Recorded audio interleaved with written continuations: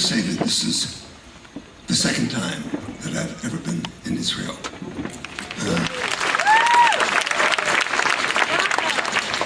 And there is a bit of a story that I want to tell you about the first time that I was in Israel, in Tel Aviv. I know I did an interview when we were touring in Italy a couple of weeks ago with a journalist, I think his first name was Sharon or Sharon. I don't know whether you read it or whether he even wrote about it, about my first time that I ever was here in Tel Aviv. If you read it, I still am going to tell you the story. If you didn't read it, I'm going to tell you the story because I think it was a very, very powerful, emotional thing for me to experience. I was a music director for Mrlane דיטריך a lot of years ago, and we had just played Germany, and we had it was not a success in Germany. They treated Mrlane like she was a traitor, fought with the American troops.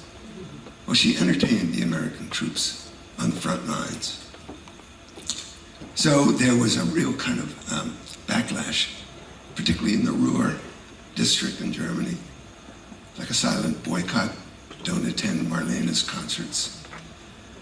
So, and they didn't. And it was not a success. And we came to Israel. We came to Tel Aviv. The promoter, his name was Becרך. So you know him, right? And Becרך met Mrlane and me at the plane. I think, yeah, there were no jet ports. You walked down the stairs of an airplane. And Becרך said to Mrlane, I'm so happy you're here, and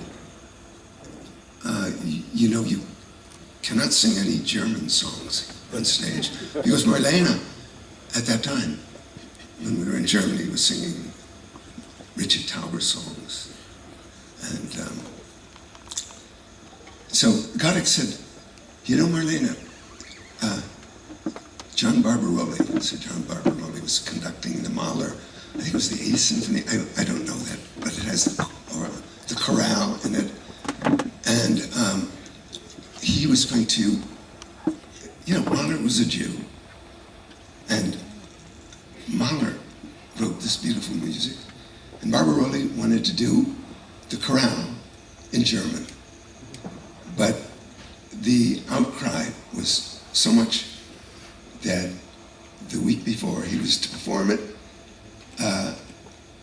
he had to change. He had to change and do it in English, which is what Becרך told Mrlane. So you can't sing German. And she said, I will not sing one song. I will not sing one song in German. I will sing 9. Becרך didn't know what to make of that. Maybe a joke. That night in Tel Aviv, I think I'll never forget, boy, emotional. Mrlane was so smart. See, Mrlane could do this. She could get on stage and sing, You're the Cream in My Coffee. That's the first song. Then she sings My Blue Heaven. And then, for her third song, this is how smart she was. She says, I would like to sing to you a lullaby from a mother to her baby. And she said, Mein blondes baby. And there was a hush over the audience.